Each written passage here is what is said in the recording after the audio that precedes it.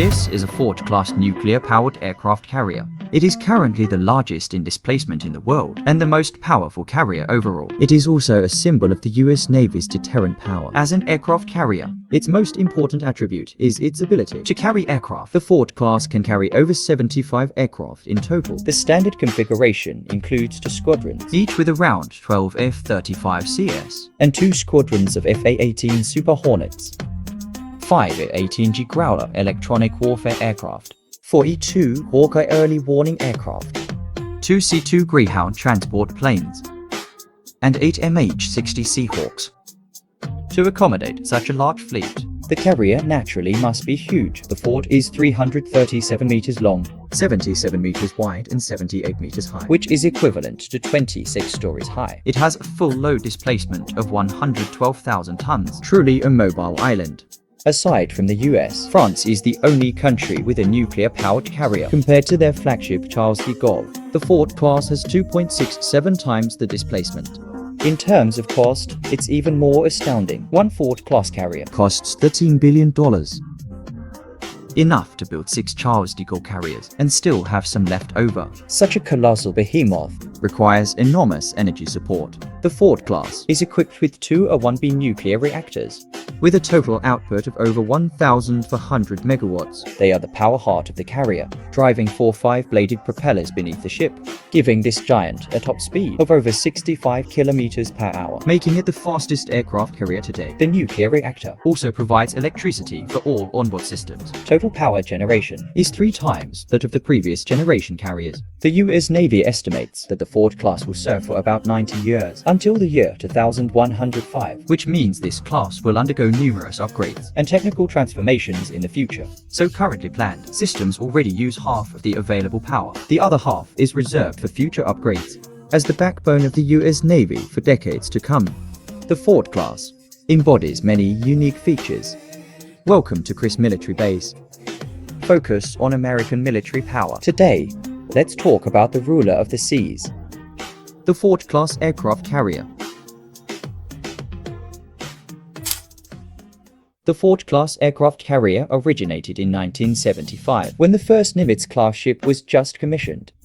The US Navy began a series of concept designs for the next generation carrier, named the CVNX program. It included small, medium, and large aircraft carrier options, a total of 15 different tonnage variants. Takeoff methods included catapult launch and ski jump launch.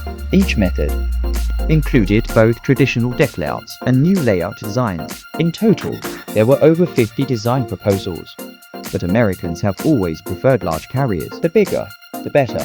In the end, the final design still followed the Nimitz hull form with a similar deck layout, but in other carrier design areas. They adopted new technologies. On August 11, 2005, construction of the first Ford-class carrier CVN-78 began. It took 8 years to build. In November 2013, the first Ford-class carrier was launched. I christened the United States ship Gerald R. Ford. May God bless the ship and all who sail her.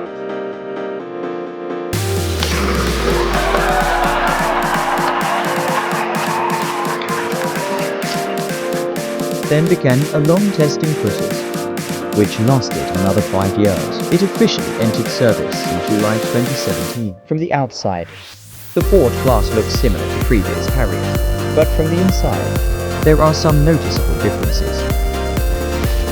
The island on the Ford class is positioned differently than previous carriers. It is placed further toward the stern, allowing more aircraft to park in front of it, improving operational efficiency on deck. Correspondingly, the Ford class has a smaller island structure compared to the 30-meter-long island on Nimitz-Class carriers. Ford class has only 18 meters in length, freeing up extra usable deck space.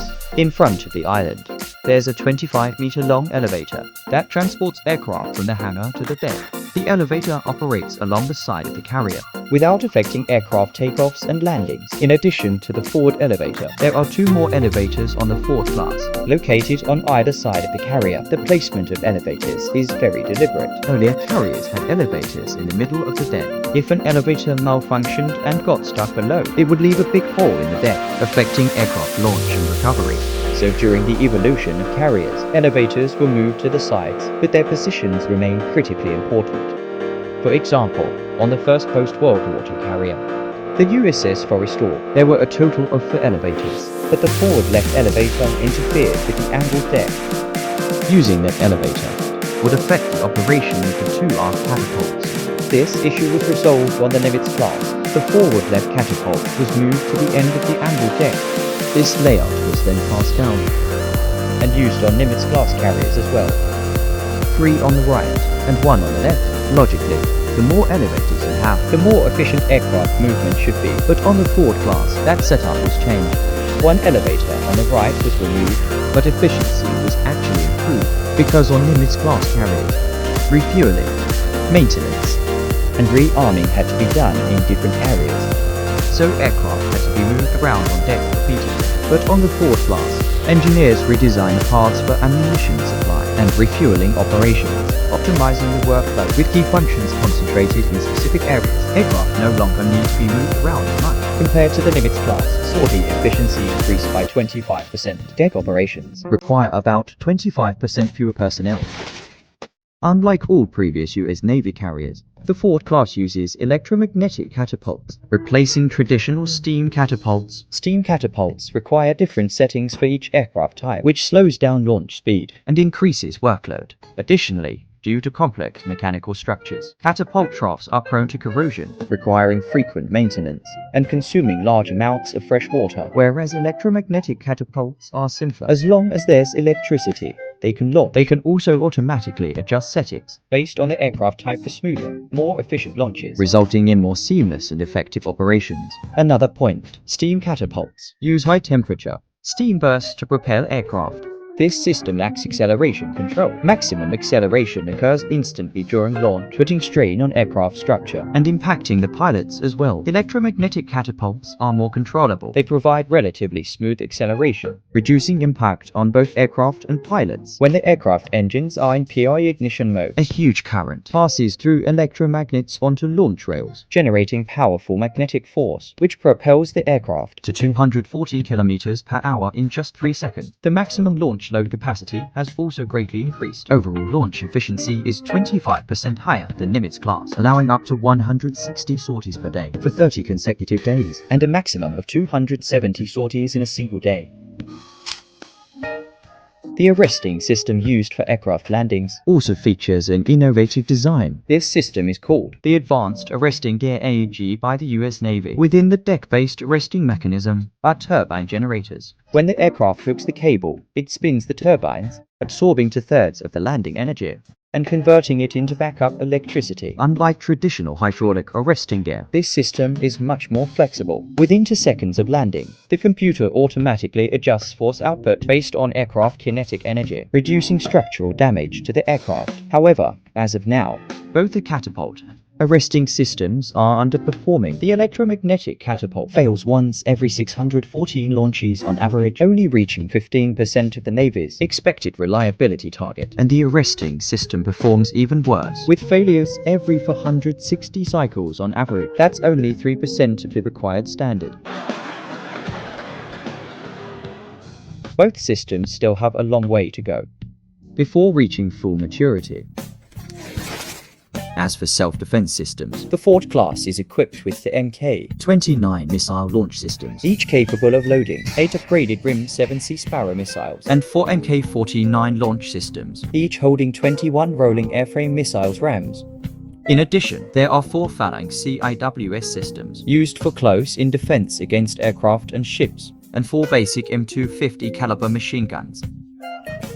However, in future upgrade plans, the Ford class might be equipped with railguns, In land-based US military tests, the railgun had a range of up to 200 kilometers, capable of firing shells at speeds up to Mach 7, with extremely powerful penetration and impressive accuracy. But the railgun requires massive power supply and also needs extensive cooling for the barrel and internal components to generate strong magnetic fields and propel the shell, so it's basically impossible to mount on small units. Only the Ford class, with its massive power reserves, is capable of meeting these requirements. But generally speaking, aircraft carrier weapons rarely get used. Take the Ford-class first deployment as an example. In October 2022, the first Ford-class carrier crossed the Atlantic from North America to conduct military exercises with NATO countries in Europe.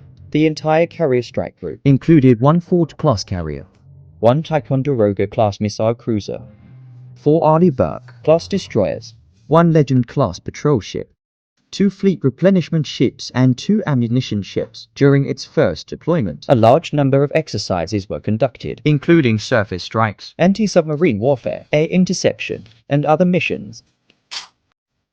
Thanks to the Ford-class carriers' extensive automation upgrades, the crew size has been reduced. For carrier operations, only around 2,600 crew members are needed, and with pilots and service personnel included, it can host up to 4,500 people. However, out in the vast open sea, missions can be tedious. Each mission can last several weeks, or even several months. After just finishing exercises with NATO countries, in May of the following year, the Ford class set sail again for Europe, beginning its first combat deployment, originally planned to last around 5 months. But then the Gaza conflict erupted midway. To support Israel and prevent the conflict from escalating, the carrier strike group began operations in the Mediterranean region until the end of January this year, when the 239-day deployment finally ended.